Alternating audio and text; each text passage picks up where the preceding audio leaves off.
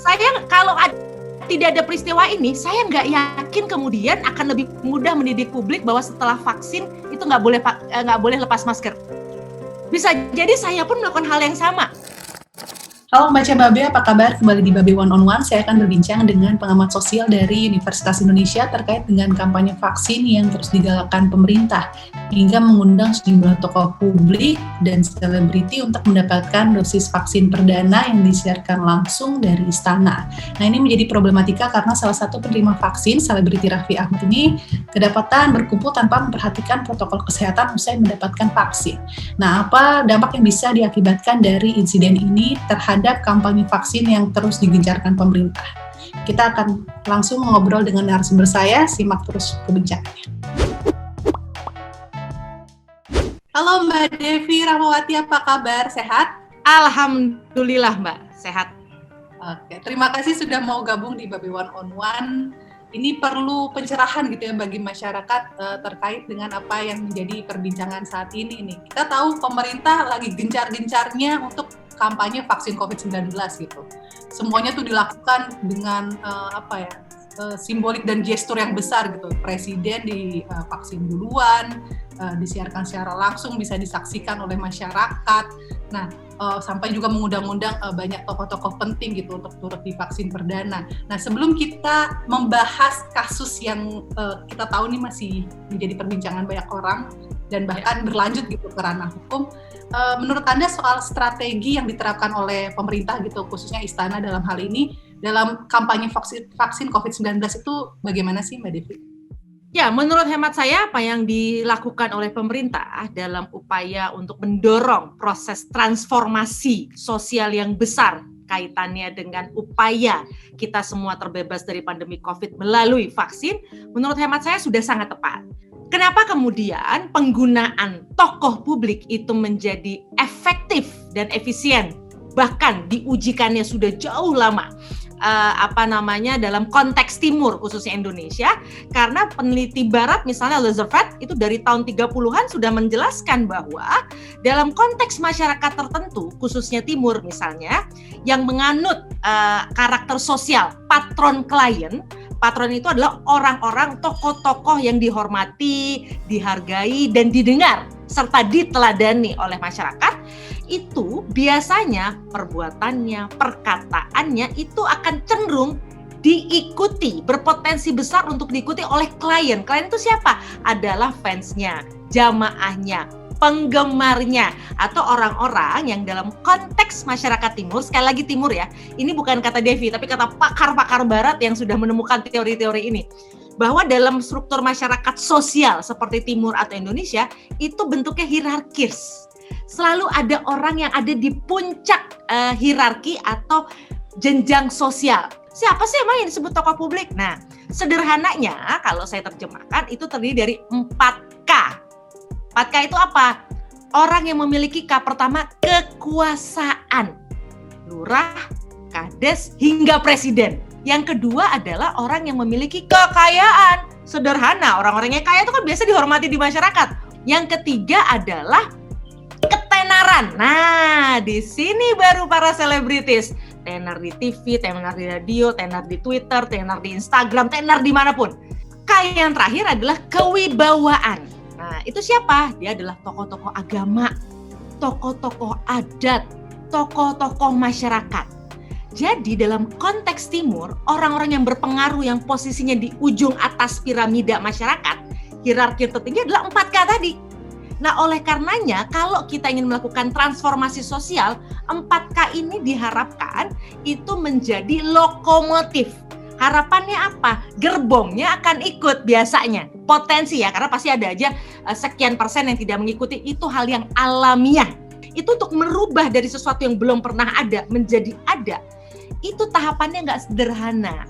Itu minimal tahapannya secara teori lagi, bukan kata saya. Itu ada 4 hal tahapannya. Pertama, orang harus aware dulu. Aware itu berarti tahu dulu. Setelah tahu belum tentu mau loh. Awareness dulu, baru gimana caranya dia harus interest. Tertarik. Nah, dari tahu tertarik belum tentu juga langsung mau vaksin loh. Setelah interest, dia akan yang tahap berikutnya. desire. Nah, yang terakhir baru action, beraksi. Jadi tahapan sampai orang beraksi mau datang ke misalnya ke dokter atau kalau pemilu mau datang ke TPS, itu selalu 3 ini dulu. Tahu dulu, tertarik dulu, bersemangat, baru dia beraksi.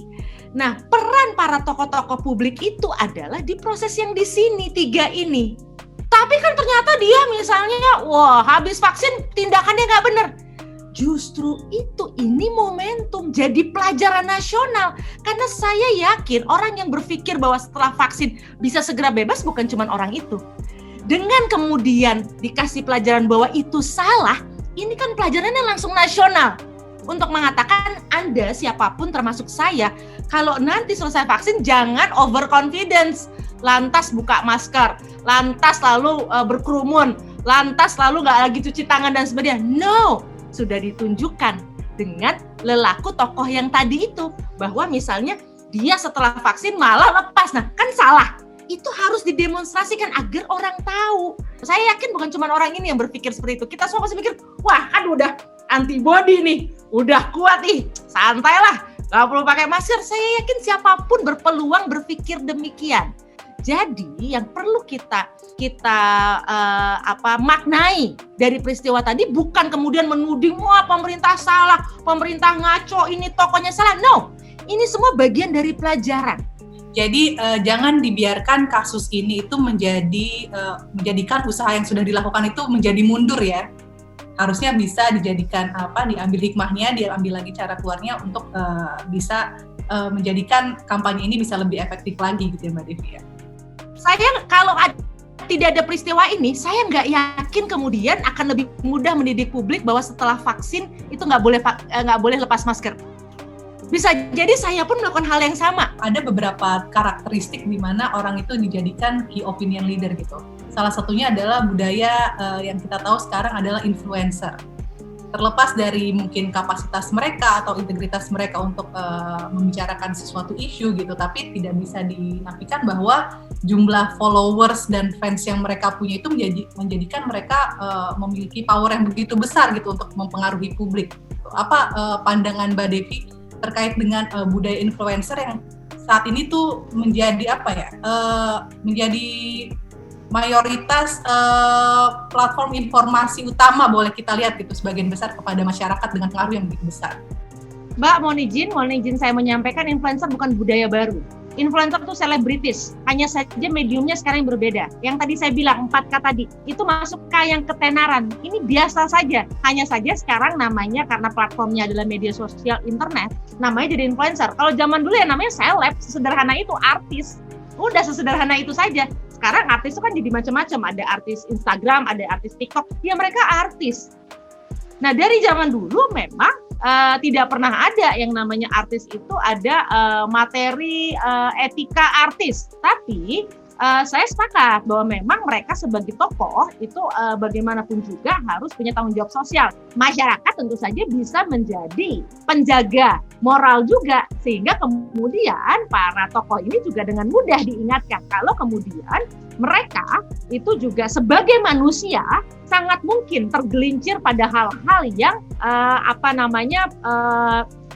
tidak menjalankan aspek-aspek sebagai teladan moral dan sosial bagi masyarakat.